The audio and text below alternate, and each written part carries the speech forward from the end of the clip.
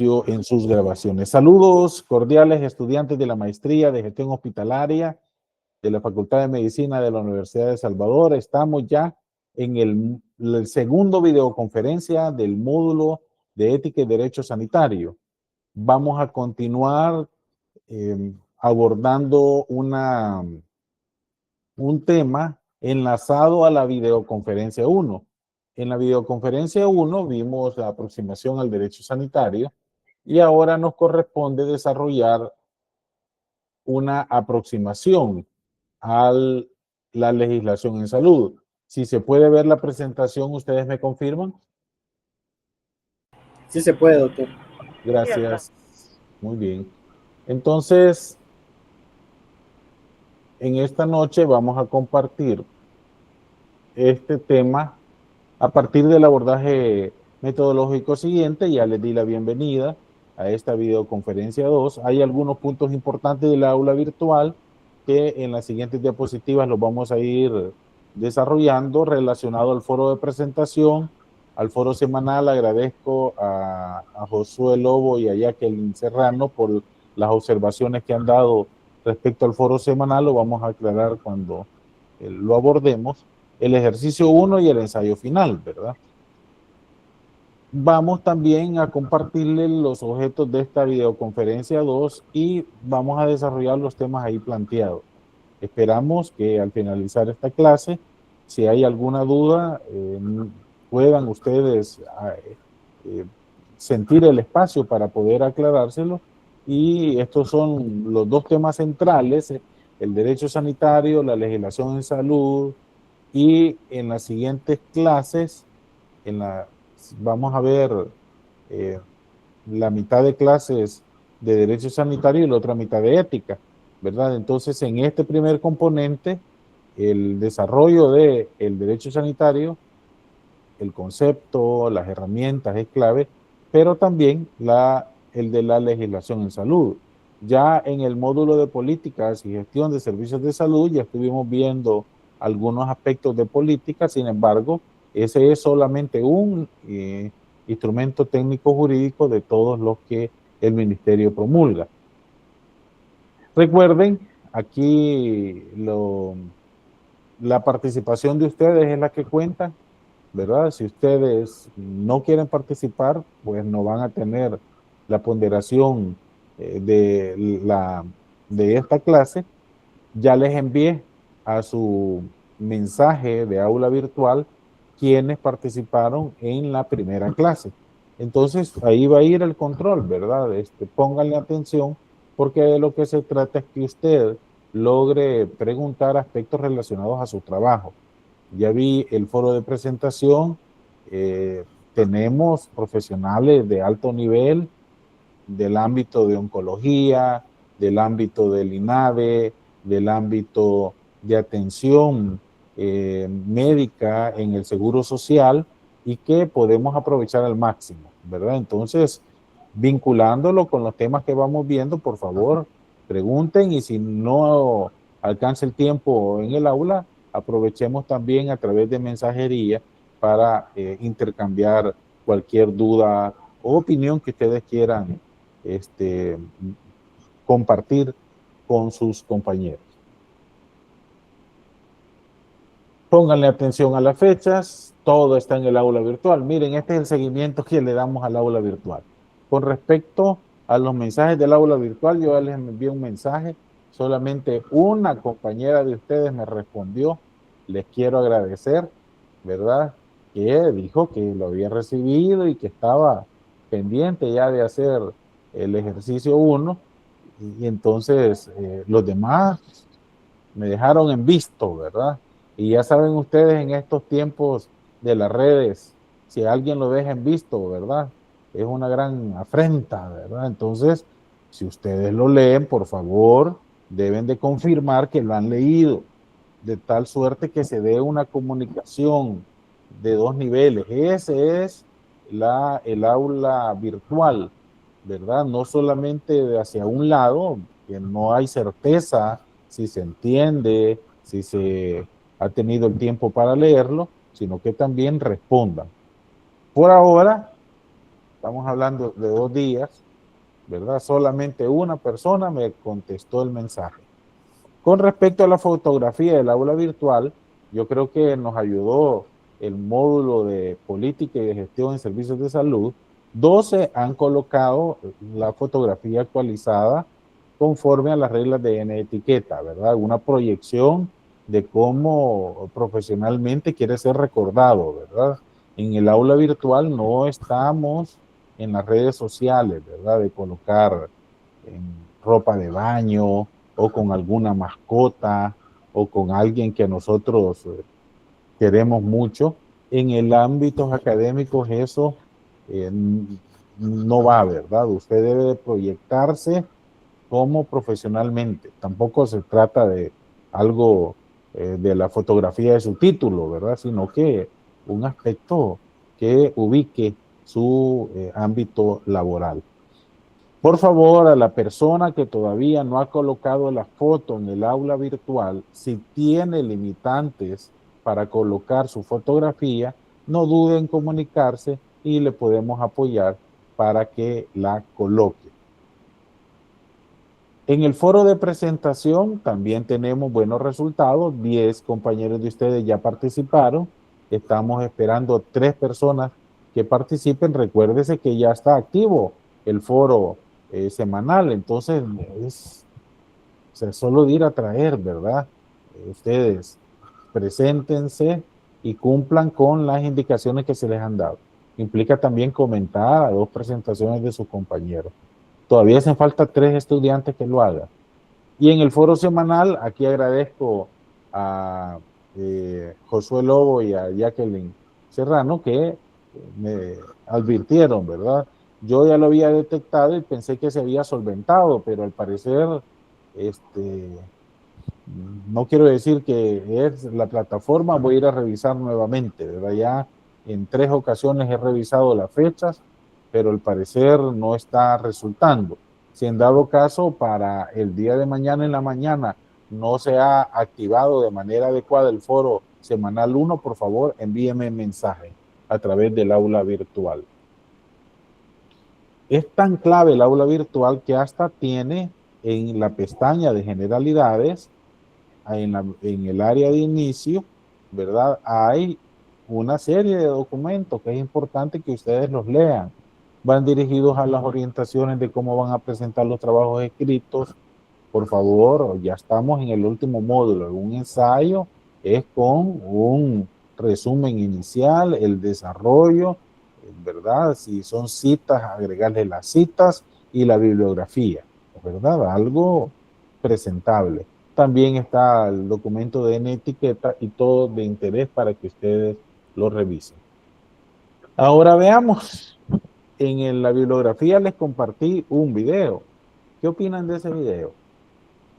Vamos a iniciar con las participaciones de manera temprana en esta clase. ¿Qué opinan del video compartido?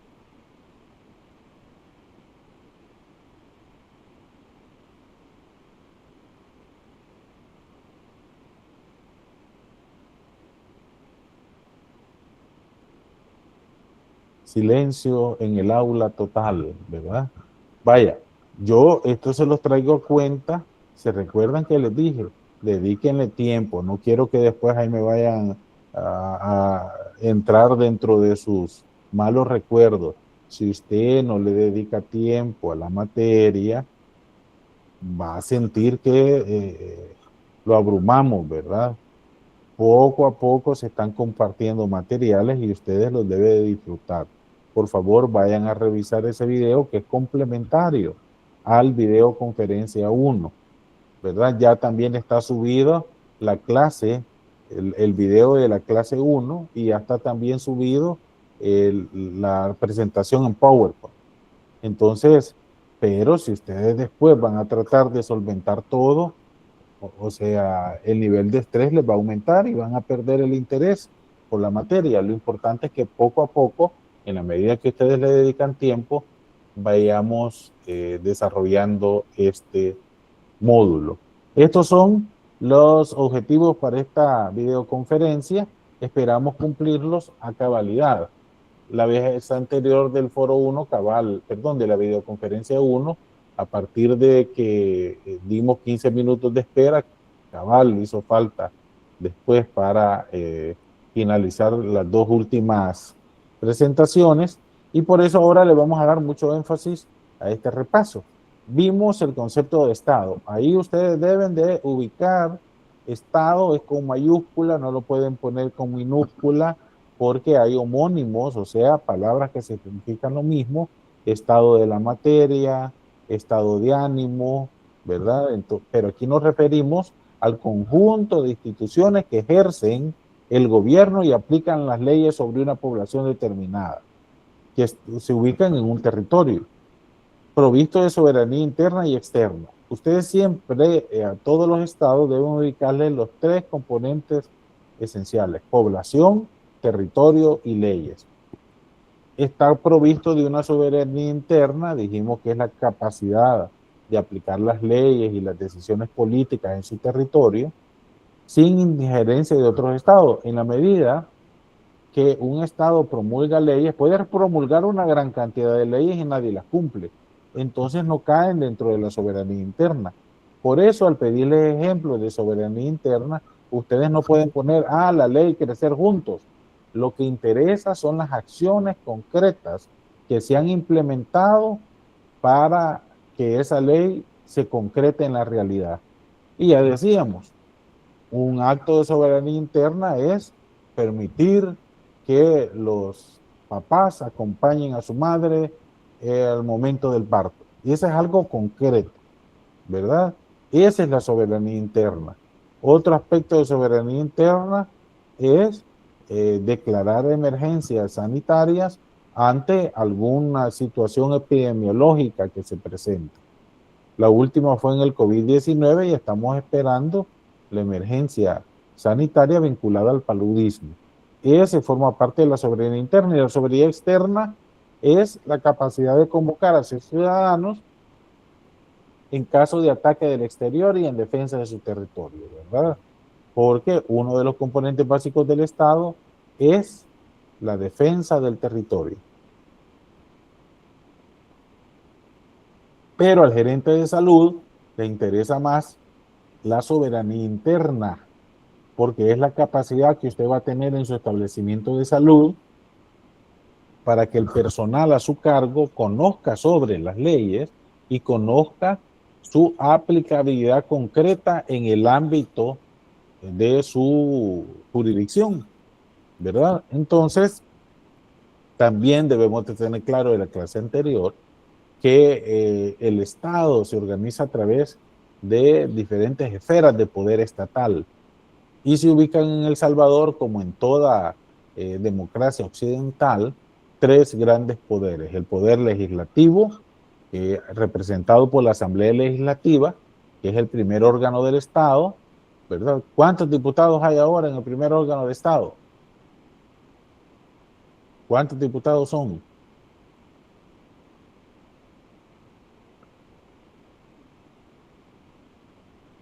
Esto lo vimos ya. ¿Cuántos diputados son, por Dios? No me estén preocupando. ¿Cuántos diputados son en la Asamblea? No estoy segura si son 63 o 62. Dos. 63 o 62, no estoy segura. 63 o 62. ¿Quién da más, quién da menos? Creo que son 60. 60. ¿Y anteriormente cuántos eran? 84. Exacto. Jacqueline Serrano y Fabricio, ¿verdad? Sí. ¿Quién dijo los 84 anteriores? Yo, doctor Josué. Gracias, Josué. Entonces, así es, pasó recientemente de ser 84 diputados a 60 diputados. De igual manera, los municipios eran 262 municipios en el país y se redujeron a 44, ¿verdad? Entonces, eso a cargo del poder legislativo y lo ejecuta el poder ejecutivo, ¿verdad? Que es el presidente de la República. Nosotros somos una sociedad de donde se le da más importancia al presidente, porque es el que está en las decisiones diarias del gobierno. Pero en las democracias es el poder legislativo, la Asamblea Legislativa. En algunos otros países son de 2 cámaras, ¿verdad? El Congreso es una instancia y el Senado es otra. Pero acá somos unicamerales, o sea, solo existe la Asamblea Legislativa, una sola cámara, porque ahí se aprueba y se ratifica. El Poder Judicial es el encargado de impartir pronta y cumplida justicia ante todos aquellos miembros de la sociedad que incumplen con las leyes vigentes y que tengan una relevancia, ya sea penal y civil. Vimos a la pirámide de Kelsen, que es una representación jerárquica y que en la cúspide se encuentra lo más importante. Y ubicamos a la Constitución de la República. Y hay un componente propio que inicia con el reconocimiento de la vida y la salud del artículo 1 y posteriormente va desarrollando en otros artículos. Debemos de tener principal atención en el artículo 65, que reconoce a la salud como un bien público. Esto ya lo habíamos visto en el módulo de políticas y de gestión de servicios de salud, pero es importante tener claro que todo lo de la pirámide de Kelsen no lo debemos de confundir con los documentos que aprueba el MinSal, ¿verdad? Por ejemplo, la Constitución es aprobada por la Asamblea Constituyente. Ya los tratados, códigos, leyes, es aprobado por la Asamblea Legislativa. El reglamento de leyes es aprobado por el presidente de la República y las ordenanzas municipales por el Consejo Municipal. Tienen facultad para emitir decretos, acuerdos, resoluciones y órdenes todos aquellos funcionarios que están a cargo de alguna cartera del Estado. Y aquí estamos hablando de los ministros, ¿verdad? Entonces, no confundamos con los instrumentos técnicos jurídicos, que todos estos son aprobados por el Ministerio de Salud, porque y la ley del Sistema Nacional Integrado de Salud lo reconoce como la instancia rectora del sector. Por tanto, promulga una serie de instrumentos técnicos jurídicos que son documentos regulatorios de aplicabilidad en todo el sistema.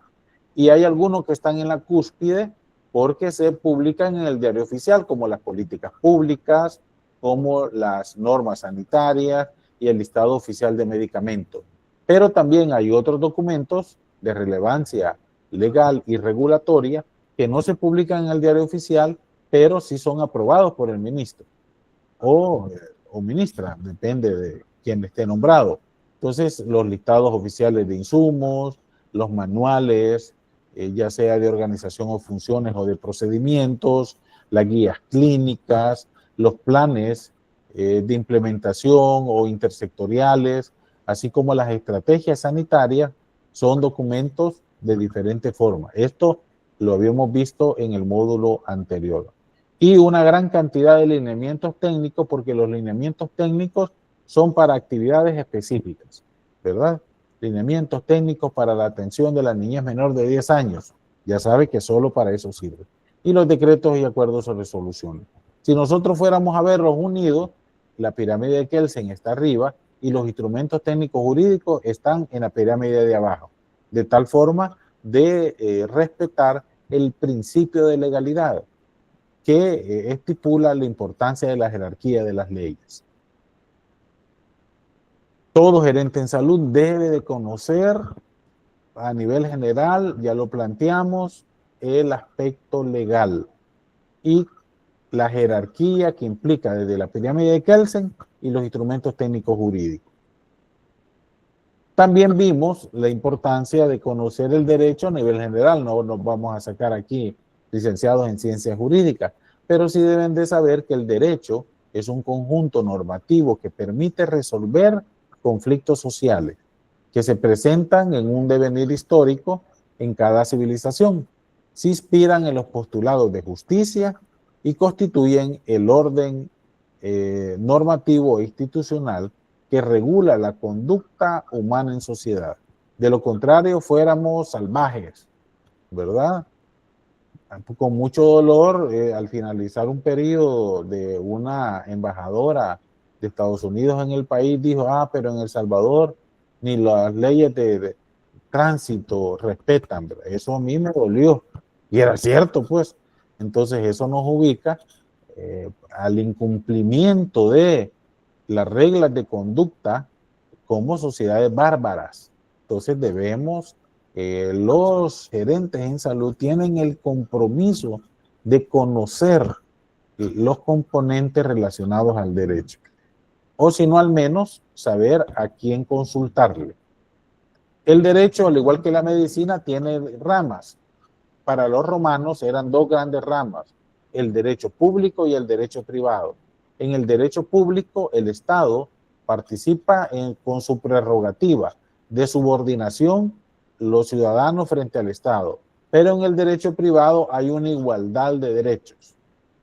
Dentro del derecho público podemos tener una de sus ramas, que es el derecho administrativo, directamente vinculado con los gerentes en salud, ¿verdad? En el derecho administrativo es cómo funciona toda la institucionalidad. Y dentro del derecho administrativo hay una subrama todavía, que sería como una subespecialidad del derecho sanitario, que es lo que nos ocupa en este módulo. Pero debemos de tener la claridad que con el avance tecnológico, las nuevas áreas de conocimiento, esa clasificación romana del derecho público y del derecho privado está siendo superada y surge una nueva clasificación que parte de cada vez más específicos y especializados niveles de conocimiento en el siglo XXI.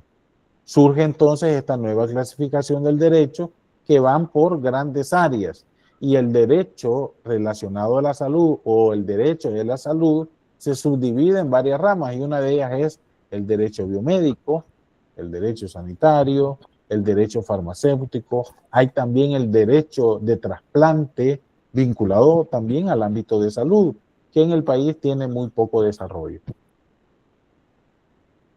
Vimos que el derecho biomédico es la rama del derecho especializada en la práctica profesional o técnica del personal de salud en general, ¿verdad? Contiene las partes del ordenamiento jurídico relacionadas al ejercicio de la medicina con todas sus especialidades, pero también las otras profesiones relacionadas a la salud, personal técnico sanitario y no sanitario vinculado directamente a la salud. Yo les pregunto, déme un ejemplo de una profesión en su trabajo que son personal no sanitario vinculado directamente a la salud. Administración de empresas. Cristian Balmore, muy bien, son los administradores de empresas que están dándole seguimiento a la ejecución presupuestaria, ¿verdad? Muy bien, pero que están en un hospital. Entonces, ellos deben de tener un conocimiento relacionado a la salud. Adelante, Jacqueline. Ivette Serrano. Personal que no sea médico ni de áreas médicas, pero que trabaje adentro de los hospitales, podría ser también limpieza, ¿verdad? O trabajadores, trabajadores sociales sí creo que están ahí.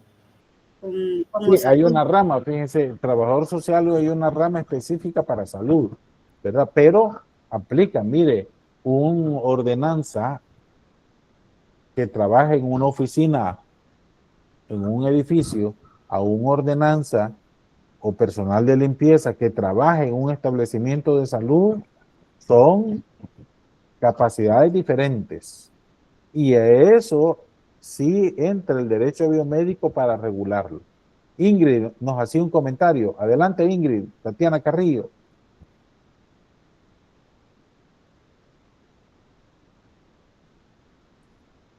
Nos hacía el comentario por el chat. Ingrid, adelante. Sí, buenas noches, doctor. Mencionaba que los ingenieros que están bien relacionados ahora con todo esto de los sistemas del CIS y todo eso, ahora es bien importante tener unos de la rama de ingeniería en las áreas hospitalarias. ingeniera en sistemas, ¿verdad? Así le llaman, porque si no se nos cae el CIS y ahí hay problema, no hay a quien reportarlo. Exacto. Entonces, el derecho biomédico para los ingenieros informáticos que trabajan en el área de salud es aplicable, ¿verdad? Entonces debemos de tener esa claridad que el derecho biomédico se divide en lo que regula el ejercicio profesional y lo que regula la práctica profesional. Documentos legales para tener la certeza del accionar. Entonces, ¿cuáles son los ejemplos del derecho biomédico en El Salvador? Todas aquellas leyes vinculadas al ejercicio profesional. Y mirábamos, por ejemplo, la ley del Consejo Superior de Salud Pública, el componente del Código de Salud. Hay una ley del ejercicio de la profesión de odontología desde 1973, imagínense ustedes, y hay otras más recientes como la ley de especialidades médicas del 2024. Todas estas regulan el ejercicio profesional, por tanto, forman parte del componente del derecho biomédico. Ahora, la otra rama del componente del derecho biomédico, importante pregunta para examen, ¿verdad? Diga las dos ramas que se relacionan al derecho biomédico. Una es del ejercicio profesional y otra es de la práctica profesional. Y aquí, en el ámbito, desde la perspectiva del derecho biomédico, todos aquellos documentos que sirven para que usted desarrolle su función están contemplados dentro de la práctica profesional.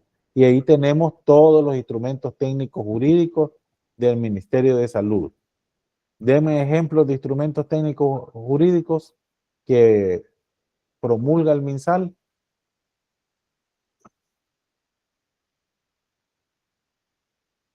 Adelante, Jacqueline Serrano. Instrumentos técnicos, hay varios lineamientos, por ejemplo, para la Uno. colocación a normativas. Sí, no, dime el ejemplo, lo que me ibas a decir, un ejemplo de un lineamientos. Bueno, lineamientos tienen para varias cosas, desde, por ejemplo, el cuidado de las vacunas, ¿verdad? Que en los pingüinitos, la toma de exámenes. ¿Cómo se llama? El lineamiento para la conservación de la cadena de frío. La cadena de frío. Porque ustedes tienen el reto como gerentes, ¿verdad? Pues la gente son los medios. Ustedes ya deben de ir. Gracias, Jacqueline. Adelante, Josué Lobo.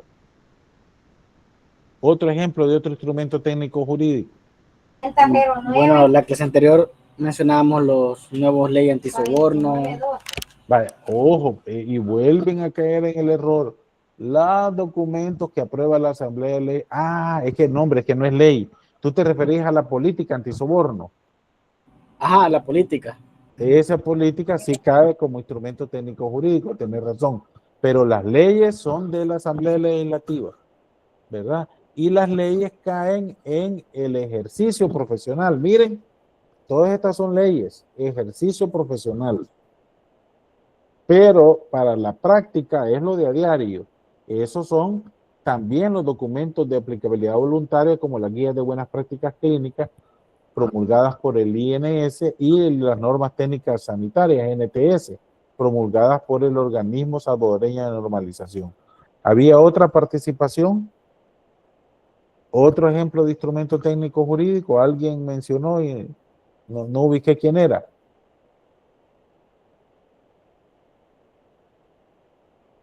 Todo lo que mencionamos, ahí ustedes, es cuando las personas que no han participado pueden participar. Todos estos, ya nos decía Jacqueline Serrano un ejemplo, nos decía Josué Lobo otro ejemplo, pero ustedes pueden hasta agarrar ahí la guía clínica de medicina interna, la guía clínica de, ahora hay hasta guía clínica para enfermería, que la deben de conocer, ¿verdad? Eso está fácil. Hasta creo que hay un lineamiento para el correcto, el uniforme de enfermería. Sí, el de recién aplicación, ¿verdad? Las enfermeras ahí andaban con las Filipinas y ahora ya se las prohíben a partir de hace un mes, ¿verdad? Entonces son criterios que deben de tener en cuenta. Adelante, Diana. Buenas noches, doctor. Y el el que está de las prácticas no, ¿cómo es que se dice? El de CONADEM, ¿dónde estaría este entrando? El de, no ¿Cuál? sé si, ¿Cuál de CONADEM? el de la GUI, el de las, ¿cómo se le dice?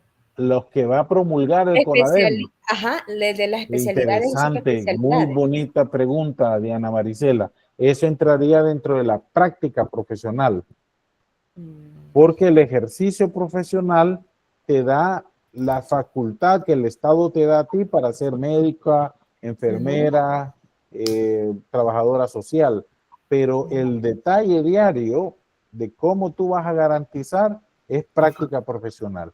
Entonces, la nueva ley de especialidades médicas facultó a la CONADEM a promulgar instrumentos técnicos jurídicos, ¿verdad? Entonces debemos de estar pendientes porque todavía no lo ha promulgado. Ok, gracias, doctor. A ti.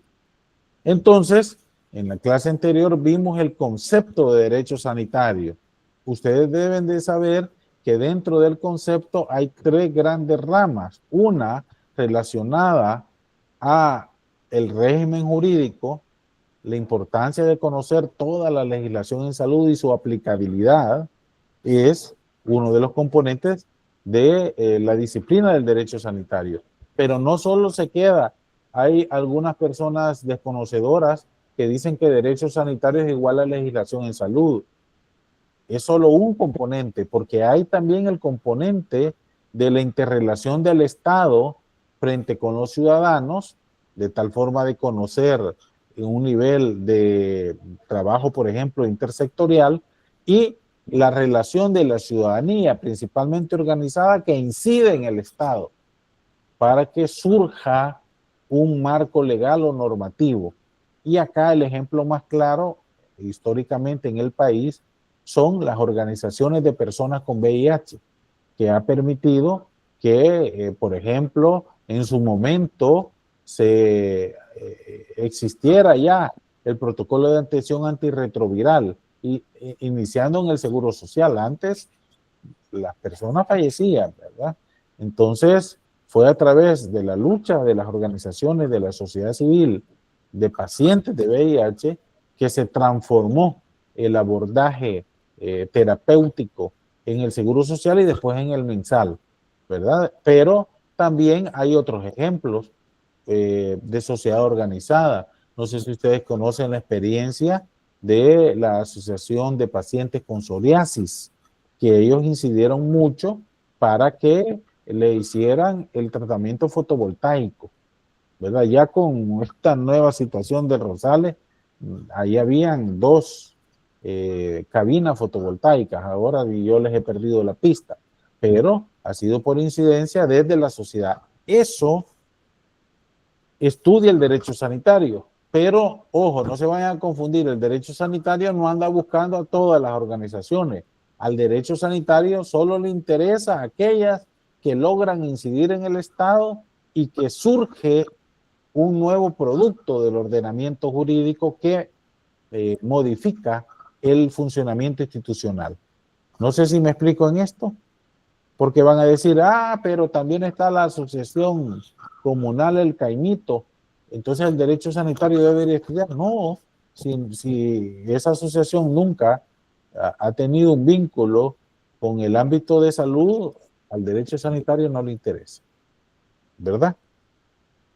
También vimos las herramientas y estas herramientas le dedicamos bastante tiempo en la clase anterior. Yo, con sinceridad, les pregunto, ¿tienen alguna que no se entiende? Yo comprendo que es una nueva presentación doctrinal que se está dando, pero de entrada se discutió que eran tres herramientas: el análisis histórico doctrinal, AHD, los estudios de aplicación y los estudios de la producción doctrinal, EPD, ¿verdad? Cada uno de ellos los vimos, pero veamos en términos generales primero el concepto del análisis histórico doctrinal. Permite el desarrollo de un tema sanitario vinculándolo al impacto a la sociedad. estudiando las causas que lo provocaron a partir de la relevancia jurídica y doctrinal. Vuelvo a insistir, el derecho sanitario le interesa la relevancia jurídica y doctrinal, porque el derecho sanitario no es la ciencia de la medicina que va a estudiar todo, ¿verdad? Al derecho sanitario solo le interesa aquello que hace, que provoca un nuevo instrumento legal o doctrinal, ¿verdad? Los estudios de aplicación es el estudio de casos concretos de aplicación de la doctrina jurídica del derecho sanitario relacionado al accionar sanitario en cada uno de los establecimientos. Mencionamos que es ideal que el director, ahora con las nuevas aplicaciones que se hacen en encuesta, pregunte en su personal algún tema que considere de relevancia, el nivel de conocimiento del tratamiento de la malaria, ¿verdad? Y no es para poner mala nota en la evaluación al personal, sino que es para reforzar el nivel de conocimiento. Esos son los estudios de aplicación. Y el estudio de producción doctrinal, EPD, no es más que una herramienta relacionada con los actores sociales. Te dice, a partir del seguimiento al funcionamiento y producción material de un espacio de participación ciudadana que ha logrado incidir, recuérdense, en una de las líneas de abordaje del derecho sanitario. Entonces, como ejemplo del AHD, análisis histórico doctrinal, yo les presenté el caso del paludismo, ¿verdad? Entonces, usted toma un caso de la realidad sanitaria en el país y lo analiza si éste ha dado un documento legal. Y fíjense que este es una ley de combate al paludismo, ¿verdad? Una de las leyes bastante viejas, ¿verdad? Y que permitió en febrero del 2021 erradicar la malaria o paludismo en el país. Por eso es uno de los ámbitos de estudio del derecho sanitario. También está el estudio de aplicación, por ejemplo, uno de los últimos estudios de aplicación que se han dado es de la herramienta HART. No sé si ustedes la conocen, la herramienta HART, que es para el seguimiento a hipertensión arterial.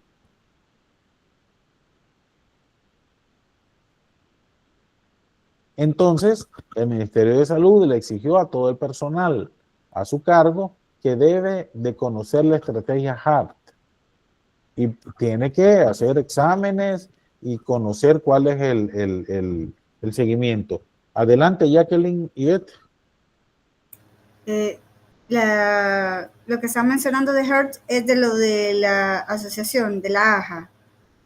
¿Sí? Hicieron por parte de la OMS, creo que un curso de toma de presión arterial. Sí, pero el curso es un componente. Hay otro curso bastante grande, bonito, y que se exigió al personal del MinSal. Pero entonces ahora el esquema de tratamiento, recuérdense, ¿verdad? La importancia de la atorvastatina de 20 miligramos, la importancia de la toma correcta de la presión arterial, la importancia del seguimiento si no hay un nivel de normalización, ¿verdad?, de la presión arterial para pasar al siguiente esquema de tratamiento. Todo eso puede ser un ejemplo de estudio de aplicación, ¿verdad? Ustedes tienen que ir viendo en su establecimiento de salud otros temas relevantes que consideran que sus subalternos conozcan. Adelante, Cristian Muñoz. Sí, doctor, solo tengo una consulta. Usted habla de las políticas y todo eso, pero en realidad en nuestro país todo lo que se hace basado en las políticas se basa en evidencia científica o en con lo que usted mencionaba en esto de la producción doctrinal normativa. Pues idealmente, fíjense que aquí vamos a ubicarnos. Por ejemplo, hay unos documentos de aplicabilidad voluntaria que tienen niveles de verificación y de aceptabilidad científica, ¿verdad?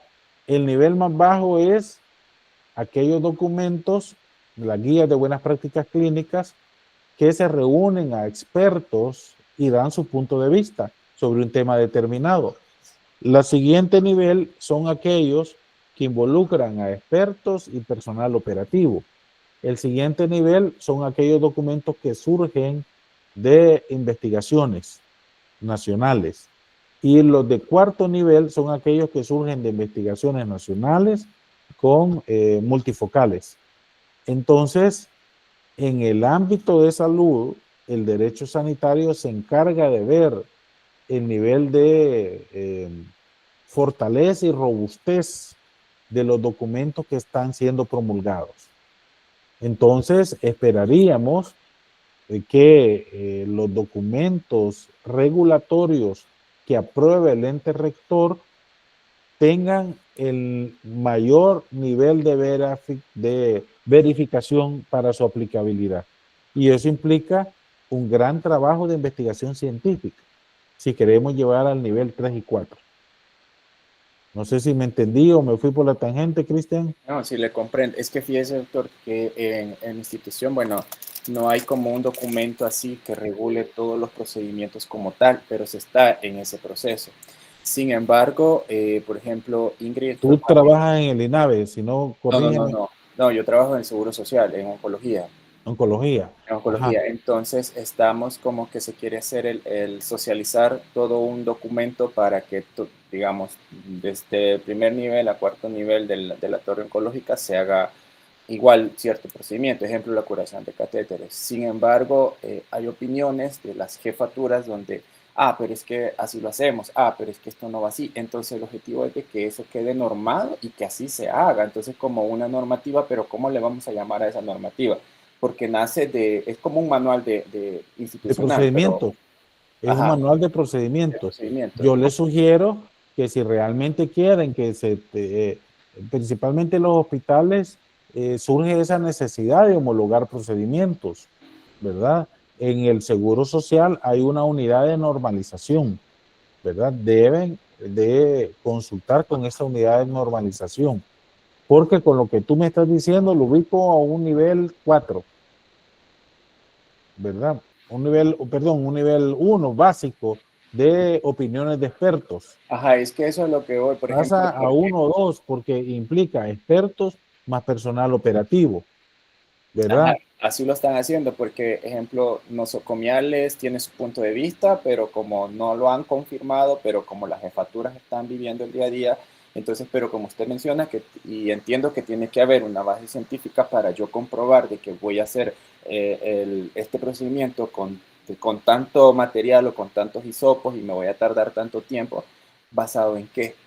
¿En la experiencia o algo así? Porque es algo que va a quedar normado, ¿no? Lo ideal es que se hiciera un estudio de investigación, ¿verdad? Pero en el país, como son tanta la demanda, no hay chance de hacer esos estudios, ¿verdad? Eso sí tendría el máximo nivel, pero generalmente nos quedamos a opiniones de expertos más opiniones de operativos, ¿verdad? En el peor de los casos es solo opinión de expertos, ¿verdad? Que solo las jefaturas se pongan de acuerdo, sin tomar en cuenta los operativos. Entonces son verdaderos retos que eso estudia el derecho sanitario. Imagínense hasta dónde es la importancia de conocer el derecho sanitario, pero en tu caso, como jefatura, debe de saber identificar que en tu institución, en lo concreto en el Seguro Social, hay una instancia especialista para promulgar documentos regulatorios y se llama unidad de normalización. Tú lo puedes hacer, vea, y todo, sí, qué bien, pero si no tiene el sello institucional, es un esfuerzo que queda todavía ni siquiera a nivel, el último nivel de expertos, sino que queda como una bonita experiencia. Y ya cuando cambian las jefaturas ya no se toma en cuenta, porque no es institucional formal. No sé si respondo, Cristian. Sí, doctor, gracias. Entonces, estábamos también en los estudios de producción doctrinal. Aquí nos vamos a ir a las dependencias intersectoriales. Una de las más fuertes es la CONAVI, que surge de la Ley de Atención y Prevención a la Infección Provocada por el Virus de Inmunodeficiencia Humana. que está vigente desde el 2017. La CONAVI sustituyó a la CONACYDA. Entonces se debe de conocer cuál es su mecanismo de funcionamiento, cómo hacen ellos para incidir en el MinSal para que se produzcan documentos regulatorios y cuál es la dinámica, el nivel de compromiso de sus documentos, ¿verdad? Si es opinión de expertos más personal operativo, si es por un estudio o si es por un estudio multifocal. Ahora, con este grupo ya había compartido con ustedes el módulo de políticas y de gestión de servicios de salud. La mayoría de ustedes ya tienen estos 2 libros. Ahora estamos desarrollando más el libro de aproximación al derecho sanitario y legislación en salud. Por favor, busquen todos estos componentes. Ahí está más desarrollado de tal forma de que pueda aplicarlo a nivel gerencial. Por ejemplo, el ejercicio 1 es desarrollar un ejemplo concreto de una herramienta del derecho sanitario. Se pueden orientar por el libro de portada amarilla. Y ya una vez entendiéndolo es fácil hacerlo, ¿verdad? No implica un nivel de compromiso tan alto. Quedamos pendientes de la clase anterior el ver el derecho farmacéutico, que comprende el marco legal relacionado estrictamente al ámbito farmacéutico tal cual, incluyendo los preceptos constitucionales, conjunto de leyes e instrumentos técnicos jurídicos integrados al tema de medicamentos, productos farmacéuticos y tecnología sanitaria en general. Cuando escuchen ustedes el término de tecnología sanitaria, incluye también a los medicamentos. Los medicamentos es tecnología sanitaria. No solamente vayan a pensar que son todos los aparatos para estudios de gabinete. También los medicamentos forman parte de la tecnología sanitaria. Y es tan clave y complejo y relevante en el ámbito de salud que es necesario conocer todo el ciclo que va desde la disponibilidad, el mercado, la utilización y financiamiento, además de los servicios farmacéuticos, especialmente de la farmacia, tanto públicas como privadas, ¿verdad? Miren ustedes la relevancia de la robustez del derecho farmacéutico. Por ejemplo, en telemedicina ahora son farmacias privadas quienes expenden los medicamentos, se lo dan, que los dispensan a los pacientes. Entonces, el derecho debe de ir conforme a los cambios institucionales que se dan en el país para garantizar la certeza.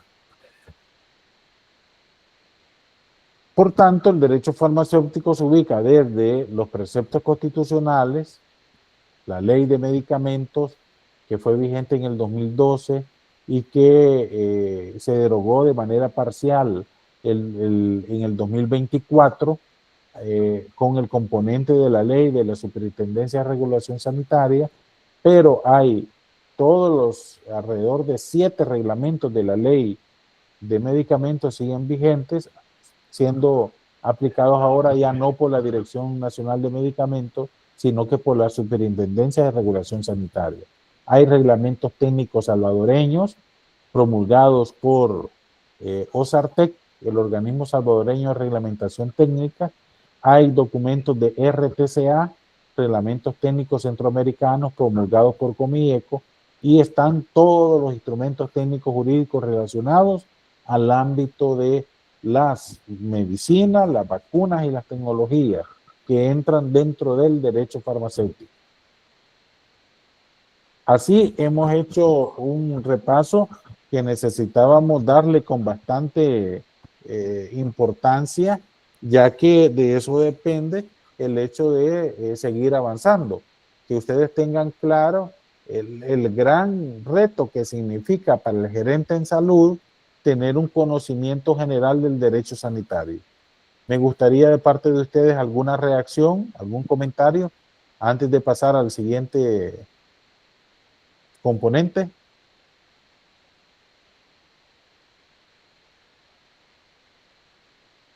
Adelante, por favor, Cristian Balmore Muñoz. Referente al repaso, doctor, yo considero que ha sido muy oportuno, quizás ignorar la parte de todo el derecho de lo que implica, hablar de todo lo que se planteaba también en la soberanía y en el caso que usted hablaba de, y me llama la atención de la historia que plantea de los indígenas, de dónde viene todo este aspecto, es muy curioso porque en realidad enfermería desconoce y creo que la gran parte de los profesionales de salud desconocemos ciertos aspectos y también la parte de la soberanía interna, que esto va, es como lo que usted decía, lo podemos hacer nosotros, y lo otro es lo del externo, que es obligación del Estado, y también traigo a conciencia de que si en dado caso la emergencia que puede haber no se está tomando o no se está abordando o no se está llevando como de manera adecuada, ¿qué va a pasar? Entonces, ¿qué pasa? El Estado no está actuando bien. En el caso, también hago mención con lo del COVID, no sé si fue lo más prudente cuando se actuó, el actuar bueno, en este caso, pues el gobierno es el que actúa, ¿verdad? En protección a la población. Y ¿qué va a pasar si no se está actuando bien, verdad? Entonces, con el objetivo de mantener una reputación, no sé, esa es mi perspectiva y lo que considero, y creo que muchos pues podrían compartir la opinión, pero otros no. Entonces, no sé, esa parte como que me da curiosidad si es obligación de qué es lo que tendría que hacerse de manera correcta. O sea, están haciendo los estudios para esto y esto, pero hasta ¿en qué momento? ¿Por qué vamos a esperar más tiempo cuando esto ya sí pudo haber hecho más grande?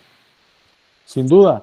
Fíjense que, por ejemplo, llama la atención y le corresponde al derecho sanitario hacer ese tipo de estudio vinculado a la producción legal relacionada. Por ejemplo, en el COVID-19 en Centroamérica hubo diferentes abordajes, ¿verdad? En algunos muy restrictivos de la movilidad, como en El Salvador, y en otros que no se restringió nada. El ejemplo concreto es Nicaragua. Al hacer el estudio del impacto de mortalidad, son similares en las dos sociedades. Ese nivel de análisis es el que los técnicos debemos de profundizar por si vuelve a presentarse en el futuro otro impacto pandémico. Pero hay muy poco espacio para la academia y la ciencia, ¿verdad? Aquí somos muy pasionales. No, está bien que estuvimos encerrados, fue lo mejor. Pero, ¿y dónde está el fundamento legal? ¿Dónde está el estudio de la mortalidad esperada? ¿Verdad? Tú lo mencionas. Esto se transforma en una situación política y de prestigio de los gobiernos. Y a nivel mundial lo que hicieron fue ocultar el número de mortandad. Entonces, solo se puede hacer estudios epidemiológicos y en ese caso es las muertes esperadas con las muertes que existieron en ese periodo. Hay un cálculo aproximado de un impacto de 20,000 salvadoreños fallecidos por COVID-19, que es diferente a la cifra oficial. Les invito a que lean, es un estudio del CDC de Atlanta, a cargo del doctor Will Calara, muy interesante, y que es una muestra de mortalidad similar a la de Nicaragua. Ahora, con respecto a lo del paludismo, tenemos una ley de 1935, tengo que corroborarlo, ténganlo ahí pendiente, voy a revisar, pero es una ley que ustedes, por supuesto, no habían nacido, ni mucho menos yo, ¿verdad? No vayan a pensar que estoy tan mayor, ¿verdad? Entonces, tenemos, vaya, si no queremos aceptar oficialmente que hay paludismo, tenemos el reto de mantener el territorio libre de paludismo. Ya pasó, como les dije en la clase anterior, con el dengue. Se erradicó el dengue en el país en un periodo de aproximadamente 9 años, en la década de los 70, y se reintrodujo en el 74 con unas llantas usadas que venían de Estados Unidos. Y otra vez el impacto de dengue que hemos tenido. Entonces, de eso se trata el derecho sanitario, estudiar pero fundamentarlo, ¿verdad? De tal forma de que logremos desarrollar la academia y la investigación científica en El Salvador. Es un gran reto. En los establecimientos de salud es cansado, el nivel de compromiso físico y mental que tenemos, pero tenemos el reto de trascender a una investigación científica. Y eso ustedes en cada uno de sus trabajos pueden hacer la diferencia. Ya si son operativos, pueden hacer la diferencia. Y si son jefes, también hagan la diferencia con estudios de investigación y verán lo importante que son para mejorar las condiciones y la respuesta con los recursos con que cuentan frente a la realidad concreta. Es apasionante, ¿verdad? Hagan el esfuerzo. Y si están interesados en algún estudio, ahí posteriormente me invitan y ahí los voy a apoyar, ¿verdad? Ese es el reto.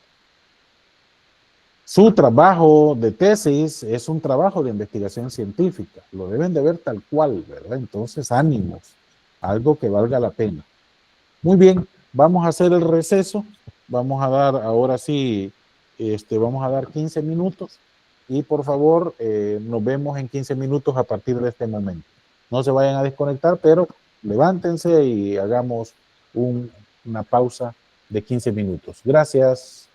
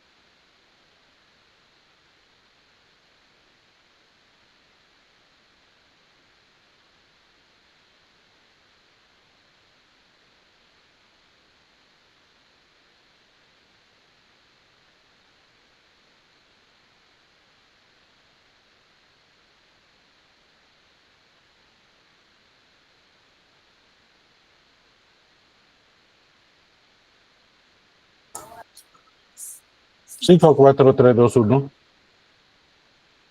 Haciendo el primer llamado. Haciendo el primer llamado. Gracias. Activen por favor sus...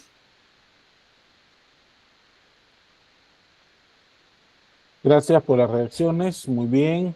Diana, Marcela, Marisela, gracias. Cristian Balmore, gracias. Patricio Otoniel, muy bien. Jocelyn, Jacqueline, muy bien. Ingrid, Tatiana, muy bien.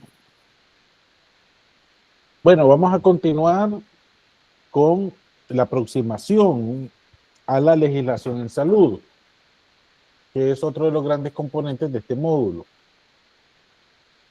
Aquí nosotros debemos de tener una conceptualización fundamental básica.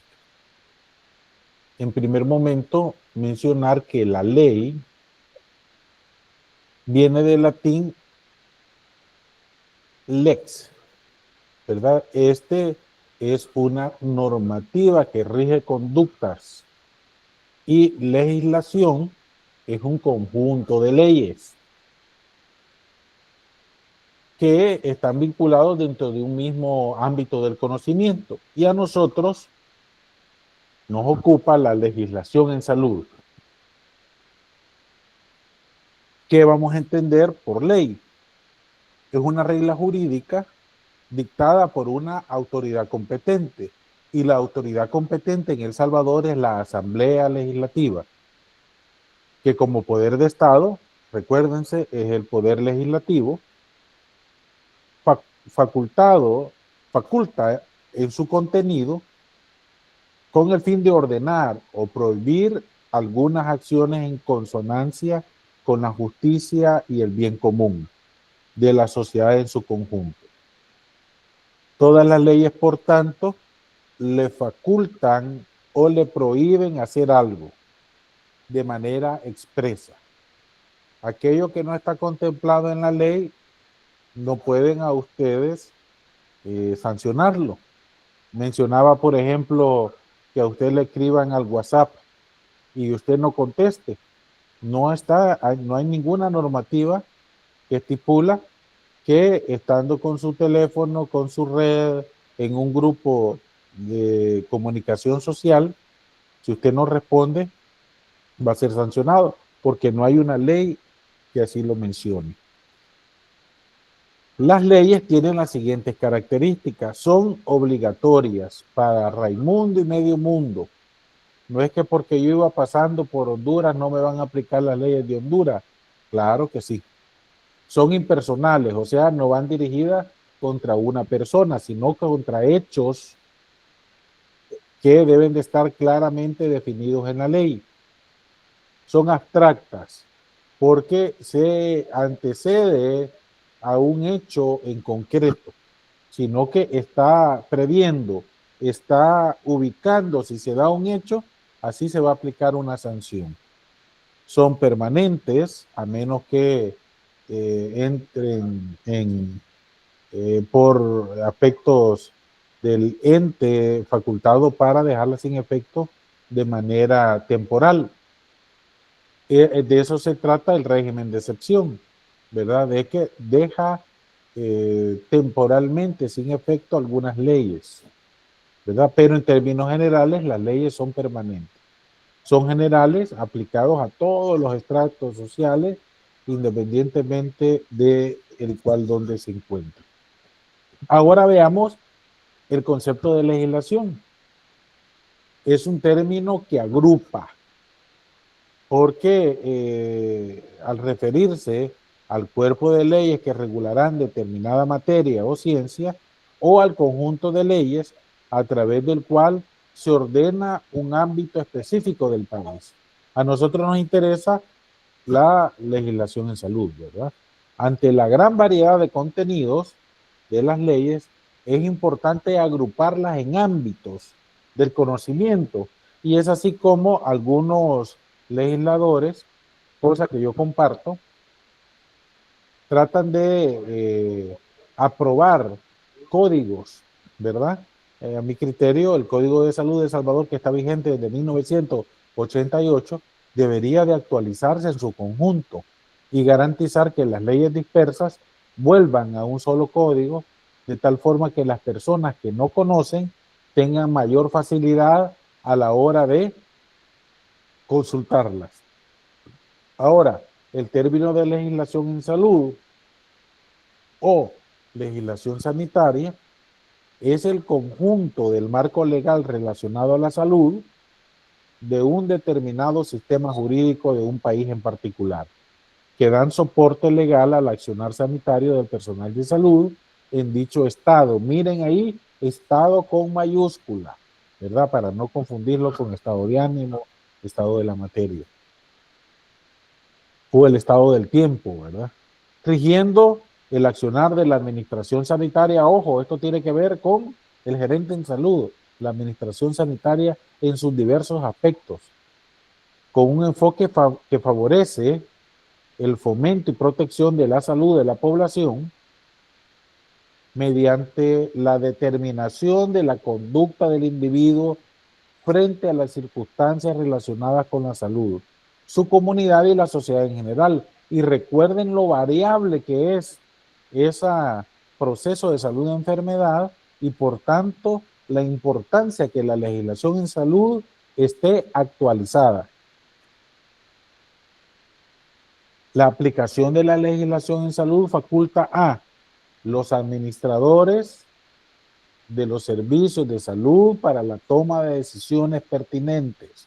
El gerente en salud, su fundamento de certeza está estipulado en la medida que maneja el aspecto de la legislación en salud y otras leyes relacionadas. Por ejemplo, al talento humano en salud, por ejemplo, al servicio civil, a la seguridad y salud ocupacional, al aspecto de protección civil. Son situaciones que el gerente debe de tener conocimiento. Establecer y determinar el funcionamiento de los servicios de salud de diferente complejidad y integrar armónicamente el ordenamiento jurídico vigente emanado desde la Constitución de la República, los tratados internacionales, los códigos y leyes, los reglamentos de leyes y los instrumentos técnicos jurídicos. Es un gran reto que tiene el gerente en salud. Ahora, ¿de dónde surge la legislación en salud? Esto tiene que ser de una instancia facultada para ello. Por tanto, la legislación en salud es el conocimiento y aplicación del ordenamiento jurídico relacionado a la salud, siendo necesario que el gerente sepa de dónde surge cada uno de las instancias estatales que lo promulgan. Así tenemos la Asamblea Legislativa, la Presidencia de la República, en representación del Poder Ejecutivo u órgano ejecutivo, el ente rector, el MinSal, el Consejo Superior de Salud Pública, OSARTEC y OSN, que ya lo he mencionado, que forman parte del sistema salvadoreño de la calidad, y Comieco. Veamos cuáles dan origen cada uno de ellos.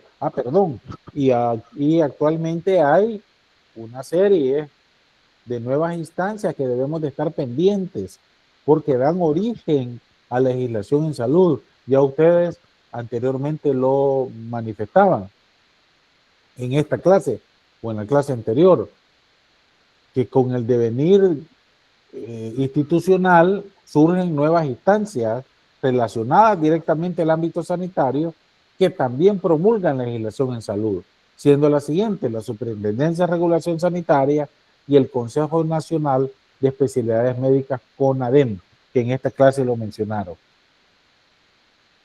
Adelante, Jacqueline. Fernando. Doctor, una pregunta. Con esto del CONADEM de las especialidades médicas, bueno, yo me recuerdo que años atrás, cuando uno tenía el sello de médico, ¿verdad? Los especialistas aparecía, ¿verdad? Médico cirujano o aparecía pediatra, pero eso fue antes. Entonces, después me acuerdo que hicieron una ley o un, ¿qué sería? No sé. Fue un análisis jurídico. Entonces, que no había la facultad para el Consejo Superior de Salud Pública para determinar si alguien era especialista. Ajá. Y entonces, a partir de ahí, todos los sellos de médicos solo decía doctor en medicina. ¿Sí? El pediatra, el cirujano, cualquiera podía venir y poner el sello, por decirlo así, y no se sabía la especialidad. Yo siento que, o bueno, yo pienso más bien, que esto hasta cierto punto era bueno porque no había como esa discriminación, es que es general, pero al mismo tiempo también era como malo porque personas que tenían algún diplomado, algún curso en algo, por ejemplo en varices o algo, decía que eran cirujanos y como el sello no decía nada, entonces hoy presentaban el diplomita, la gente pues decía, sí, es que es médico cirujano. Podía ser que tuviera la pericia, ¿verdad? O la experiencia, pero realmente no era así. Entonces me imagino que pues en una parte de eso ha sido este cambio otra vez a regresar a como estaba antes. Hago una pregunta difícil, Jacqueline. De lo que ya vimos, eso que tú mencionas forma parte. Vamos a ver el derecho biomédico. Forma parte del ejercicio profesional o de la práctica profesional. Tú lo mencionaste con toda claridad. Aquellos que sacando un cursito de ultrasonografía ya son radiólogos, o sacan un curso de dermatología y ya son dermatólogos. Sería del ejercicio profesional o de la práctica profesional. Del ejercicio profesional. Excelente, muy bien, excelente. Entonces, yo te explico lo que sucedió. Lo que era el análisis de que el país tenía poco desarrollado el derecho biomédico y en su momento, de manera acertada, el Consejo Superior de Salud Pública vio que no estaba facultado legalmente para determinar si una persona tenía una especialidad o una supraespecialidad. Aquí le decimos subespecialidades, pero no, son supraespecialidades. Entonces quedó como una deuda histórica la necesidad de regular a las especialidades médicas, que se saldó en el 2024 por la Ley de Especialidades Médicas. A mi criterio, ¿fue consultada esta ley? No, no fue consultada, ¿verdad? Y tenemos que ver, ¿verdad?, los resultados. Pero yo concuerdo contigo que la sociedad salvadoreña debe tener la certeza de que los profesionales son lo que dicen ser y que debe de demostrarlo con fuentes de verificación, con instancias acreditadas, que son universidades, las que los han formado para hacerlo especialistas o supraespecialistas. Entonces esperamos que ya ahora caigamos nuevamente a este cuadrito, veamos donde dice la Superintendencia de Regulación Sanitaria. Perdón, estamos hablando del Consejo Nacional de Especialidades Médicas. La ley de especialidades médicas plantea que va a promulgar, a oficializar documentos que se van a llamar normativa técnica regulatoria. Y una vez promulgados, se va a poder determinar si se le faculta a los especialistas debidamente acreditados incluir en su sello la especialidad. Adelante, Jacqueline. Doctor, quizás, bueno, respecto a esto, vaya, la especialidad de medicina legal, ¿sí? Empezó a sacar especialistas aquí a nivel nacional a partir, si no mal lo recuerdo, del 2016 empezó la primera promoción, ¿verdad? Que salió, si no me recuerdo, 2019. ¿De dónde? Perdón, 2018. ¿De dónde? Del Instituto de Medicina Legal inició sacar esa especialidad a nivel nacional. Antes de eso, no. Las personas que trabajan en el Instituto de Medicina Legal que no han sido formados aquí, hay algunos que sí tienen formaciones fuera, pero hay otros que son médicos generales, así como yo, que pues como le digo, la práctica, la experiencia y todo, que tienen años de trabajar ahí, ¿verdad? Pero ellos no son realmente forenses. Entonces, en el caso de ellos, esta ley pues vendría a hacerles como bastante estrago. ¿Bastante qué, perdón? Estragos porque prácticamente ellos están en niveles porque son jefaturas, llevan póngale direcciones de lugares, son directores de centros, pero ellos no están, no tienen esa especialidad. Por lo menos algunos que yo sepa la sacaron fuera, pero hasta ahorita solo hay como, ¿qué? Creo que como 5 promociones de los que han sacado el país. Sí, fíjense que yo esperando que el país, dijeron que iban a hacer un gran edificio, todavía me recuerdo ahí donde está, y yo me quedé esperando, saqué derecho y nunca, entonces por eso me miraba la fecha que tú mencionabas, porque son deudas que el país tiene, pero ante todo el derecho de las personas a ser atendidas por profesionales del área que estén debidamente acreditados. Ciertamente, en los primeros años de implementación va a afectar a todos aquellos que de manera empírica estaban desarrollando esa labor. Tengo entendido que siempre dan un periodo de, para no implementar totalmente las exigencias, para darle chance a las personas de estudiar en lo que están y idealmente se tendría que darle facilidades a esas personas con una gran experiencia para que se formalicen. Pero en el país en muchas ocasiones ese nivel de análisis que le corresponde al derecho sanitario no se hace. Entonces se deja ir de un solo y va a implicar la remoción de todas esas personas que no puedan demostrar su especialidad o superespecialidad. ¿Alguna otra participación?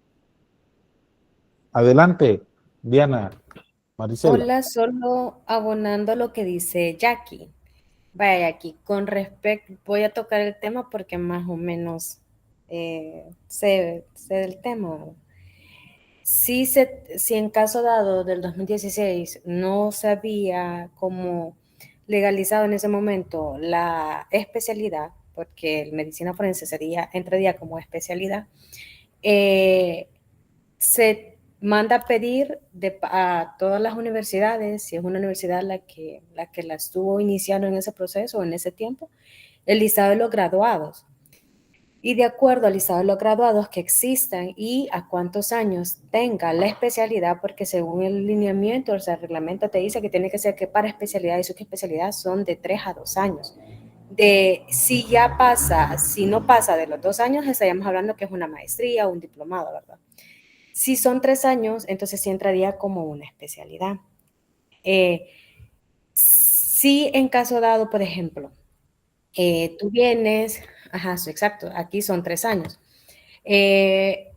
Bueno, ahora creo que son 4, no estoy tan segura, pero en su momento lo que hacen ellos es, por ejemplo, van a pedir todo el listado de todas las personas que se graduaron en su momento, lo verifican junto con el consejo y todas otras plataformas nacionales que hay, y si tú sí cumples, por ejemplo, los 3 años que tienes, pues entonces se te estaría avalando. O ellos, de acuerdo al estudio que hacen, ¿verdad? Si tú no tienes, por ejemplo, y son solamente diplomados que no cumplen ni los 2 años, ni el año de estar, de haber estudiado, no tienes un estudio continuo, ya estaría entrando a comité, que le dicen ellos. Entonces, cuando ya entran a comité, ya lo ven toda la junta, digamos así, para ver cuánto tiempo tienes de estar trabajando, porque, por ejemplo, si una persona tiene más experiencia de 20 años, de estar trabajando como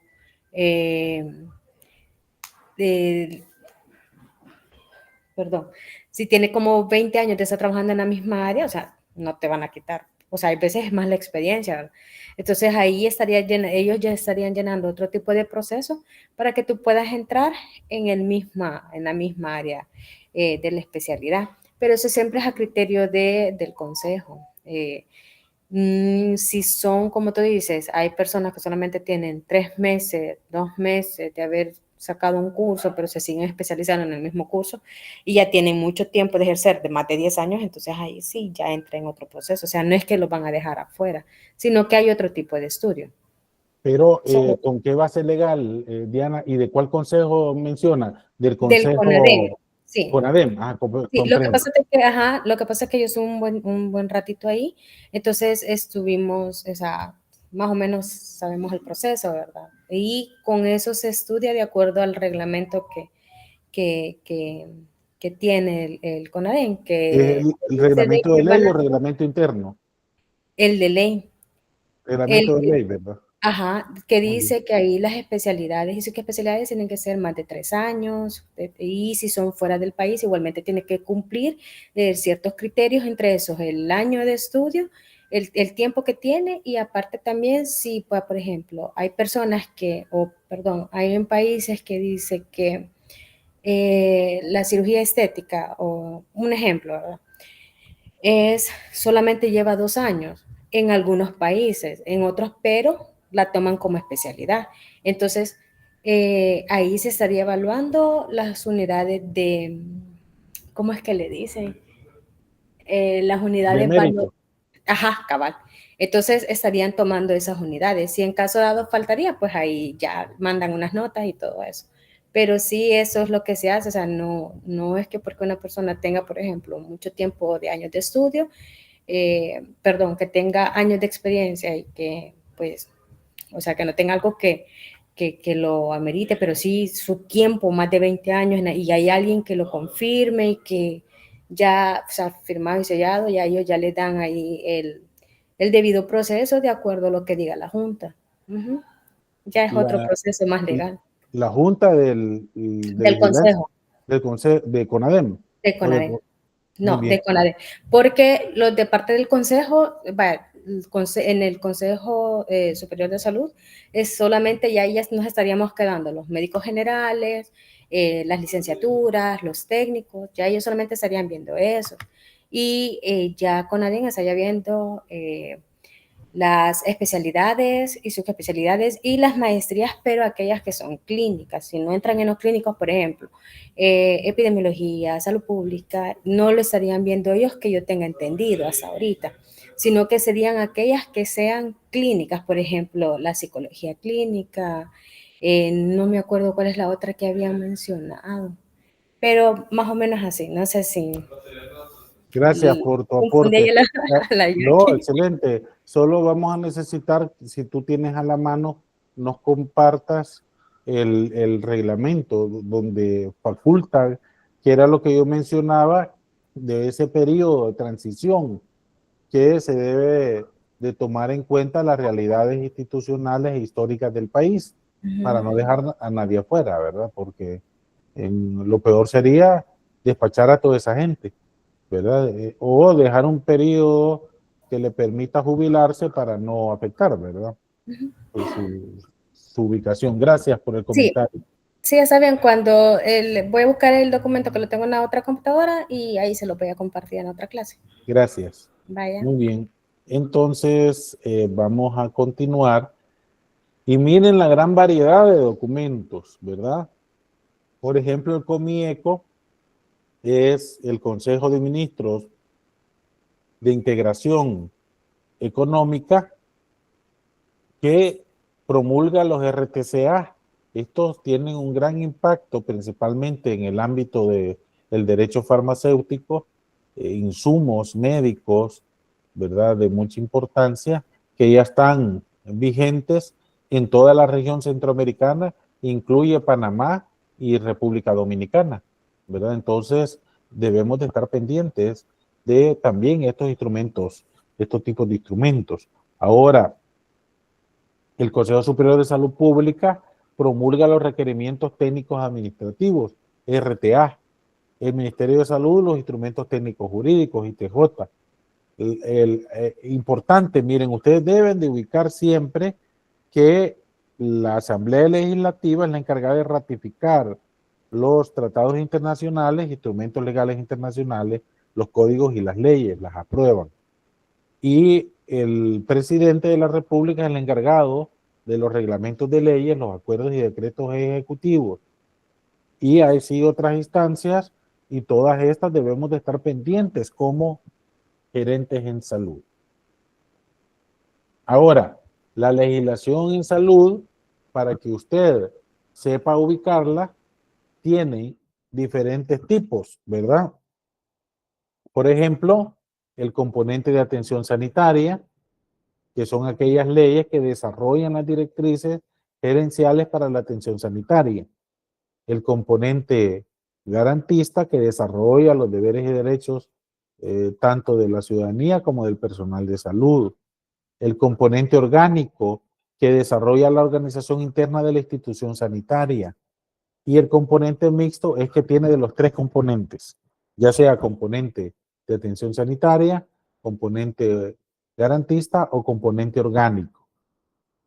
Por tanto, van a ser muy pocas las leyes que sean directamente solo de un componente. Ustedes deben de ir ubicando a qué componente cada artículo, sin tomar en cuenta los primeros artículos relacionados a el ámbito de aplicación, sino solo el contenido, ni los artículos de las disposiciones finales.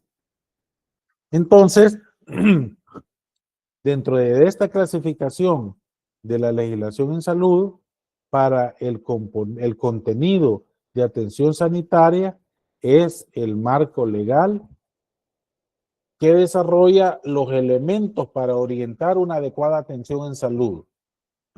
El contenido orgánico es el marco legal que desarrolla la institucionalidad, detalla la organización y desarrollo de responsabilidades.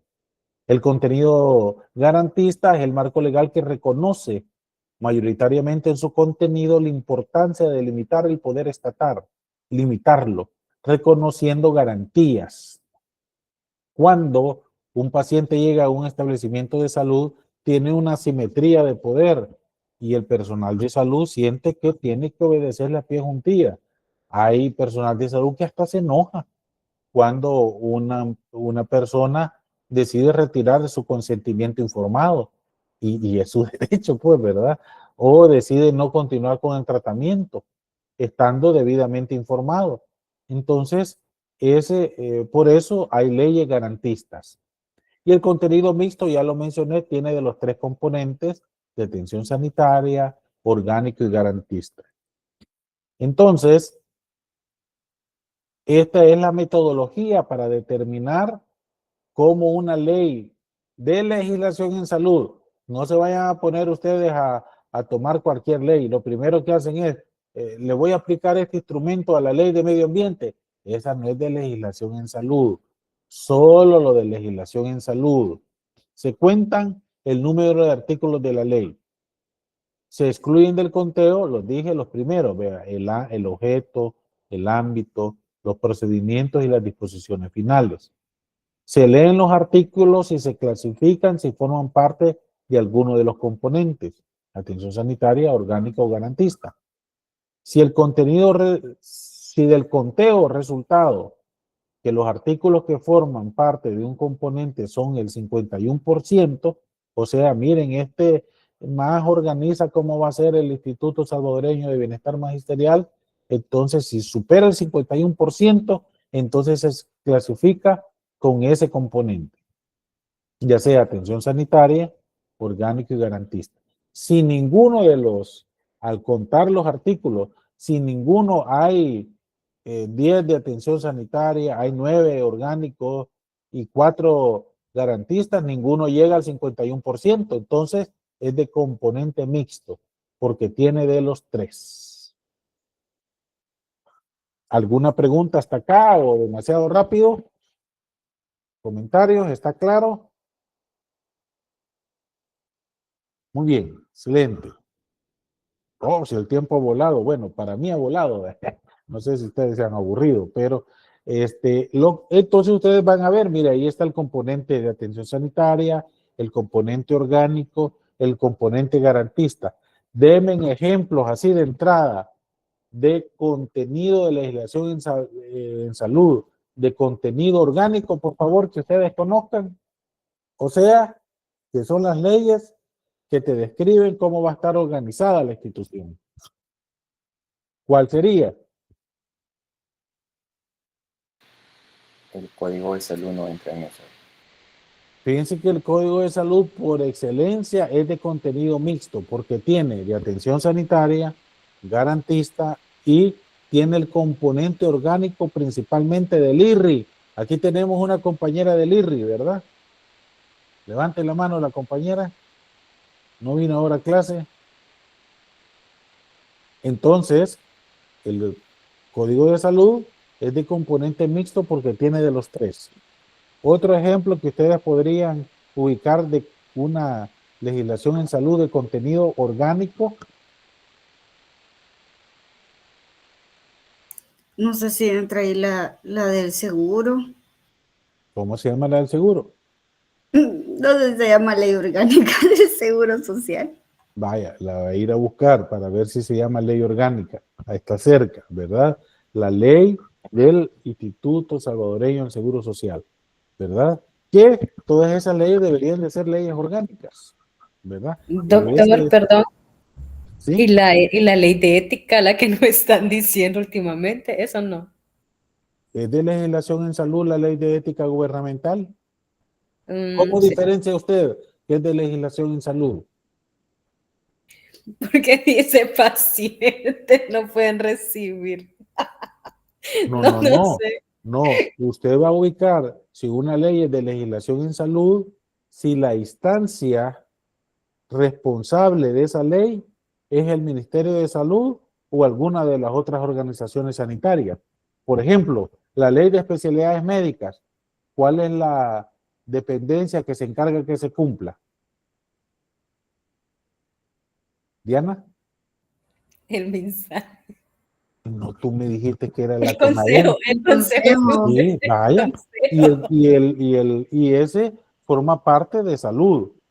Entonces es de legislación en salud. Ahora, la ley de ética gubernamental, ¿cuál es la instancia que se encarga que se cumpla?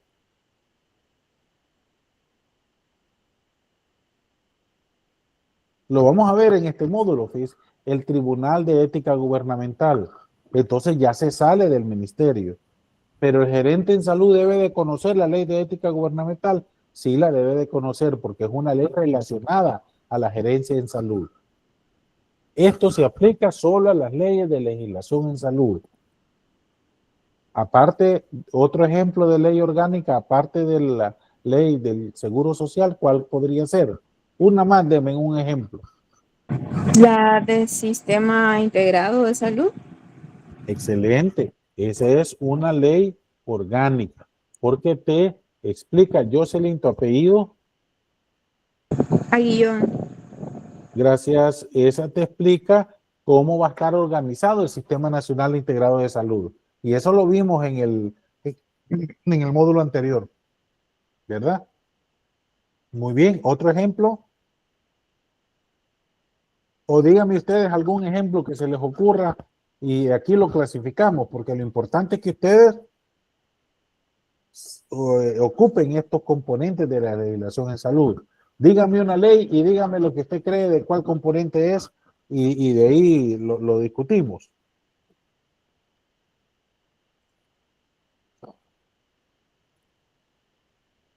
Hasta allá hay un gran poco de leyes. Si tienen que ir a buscar ahí, las pueden leer. ¿Alguna otra ley?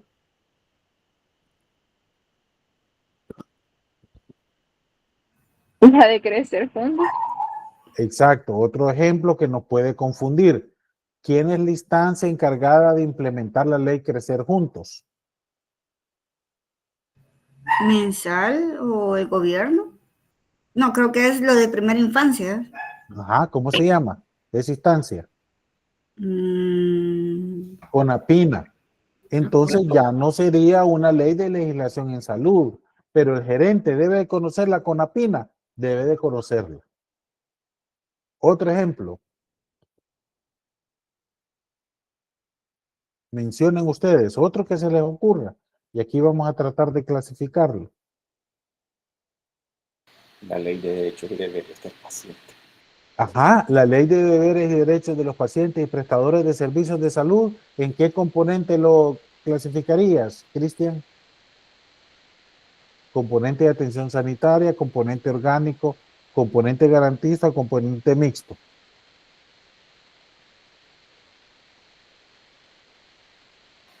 Porque tiene también para ambos, creo, ¿verdad? Entonces está difícil. Pero igual, sería orgánico. Orgánico es que te desarrolla una institución que es la encargada. La ley de deberes y derechos de los prestadores de servicios de salud le da derechos. Entonces es de componente garantista, porque le da derechos a los pacientes y a los prestadores de servicios de salud.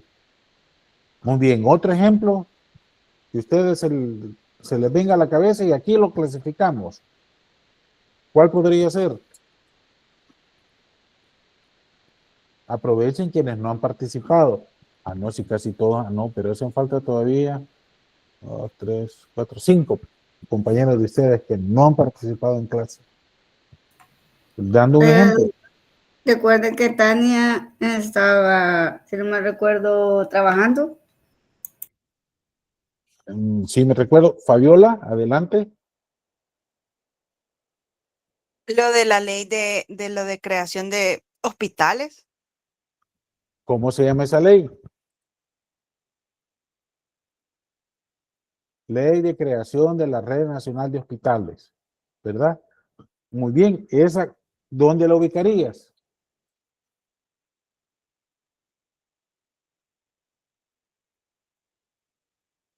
En el componente orgánico también. Excelente, muy bien, porque te organiza, te dice cómo va a estar funcionando la Red Nacional de Hospitales, cómo va a hacer las compras, cómo va a contratar, cómo va a desarrollar la función. Excelente, Fabiola. Otro ejemplo, uno más, principalmente de los que no han participado. Y no importa, entre comillas, equivocarse, aquí estamos aprendiendo. Esto no sé si ya lo habían visto ustedes antes en su carrera profesional y por eso lo estamos viendo acá. No se preocupen en, entre comillas, equivocarse. Ahorita estamos aprendiendo.